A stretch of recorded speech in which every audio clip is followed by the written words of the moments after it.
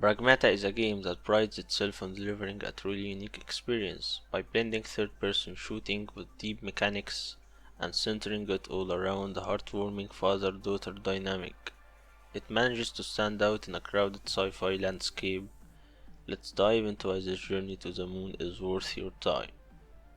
The story takes place on the moon. You play as you, the main character, who loses his entire crew to a devastating moonquake within the first 30 minutes of the game. Stranded and alone, he receives help from an AI model named Pragmata. They embark on a quest to uncover the truth behind the disaster and find a way back to Earth. The true highlight, however, of the story is the relationship between Hugh and Diana. Their dynamic is genuinely touching. Diana's curiosity and smiles are infectious, making you feel an instinctive need to protect her. As an orphan who was adopted into a loving family but now has no one else, Hugh finds a new sense of purpose in Diana, teaching her about the world, answering her questions about Earth, and promising her a trip to the beach. Adds a layer of emotional weight that elevates the story.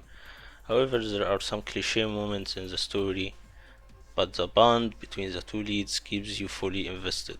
The selling point of the game is the gameplay. It is so well done that I did the challenges in the training sim, and I hadn't touched those in any game since Batman Arkham City.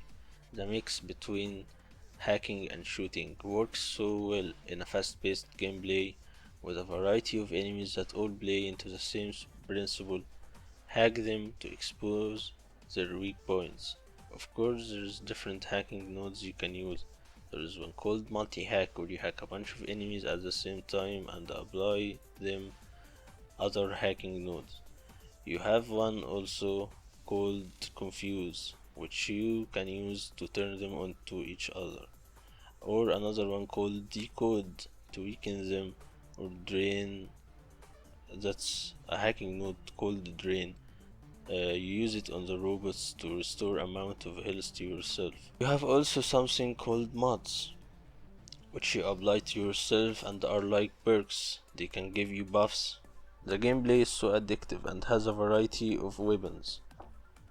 You have your pistol, rifle, laser beam, and charger. Those are common. There is also a weapon where you can stomp enemies and deal a little bit of damage to them. Another one where you can reduce the squares that you have to pass to hack, and a grenade launcher and a decoy gun to distract enemies. The boss fights are okay, they serve their purpose, nothing worthy of mentioning other than the creator and the final boss fight. Those were very fun. There are multiple things you can collect in the game, like Luna Filament, which is the main currency of the game. You use it to upgrade stuff as a shelter. There are also yellow cubes you collect called upgrade component. You use it to upgrade your health or Diana's hacking ability or your primary weapon. There is also coins you collect to play bongo with the adorable cabin, which can give you skins and red gate keys. Red gate keys, you use them to unlock challenging areas where you fight enemies and have some loot at the end. The one thing that annoyed me the most about the gameplay is that weapons are one-time use. You run out of ammo and throw them away. You have to find another one to replace it with, or increase the ammo to the already limited number they have given you. Like the Shovel gun, for example. The gun only has 6 bullets. If you run out of the 6 bullets, you throw it away. If you only, for example, have 3 bullets, if you find another shockwave gun, take it and increase the number to the only 6. It felt more tedious than challenging, and I felt like I couldn't enjoy the gameplay to its full potential because of it. That's the only negative thing I can remember about the gameplay. One thing I forgot to mention was you can find things called Rim. They are like artifacts that resemble objects from Earth. You can give them as gifts to Diana, and you can talk to her and check how she feels about recent events in the story. The more you talk to her, then she gives you drawings she drew herself, which paints a smile on the player's face. Now let's talk about the world. At the beginning it felt connected and was interesting to explore and collect stuff, but after maybe a third of the game it started being random and not encouraging to explore at all. You just spam the scan button to find things. And the soundtrack, There aren't any noticeable ones other than the final boss fights, which was really good.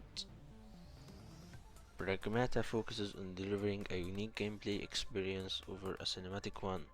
Despite some cliché story moments and a somewhat annoying weapon system, the addictive gameplay and the emotional core of Hugh and Diana's journey makes it a very strong experience. If you are looking for something different this year, Pragmata is a trip to the moon you shouldn't miss.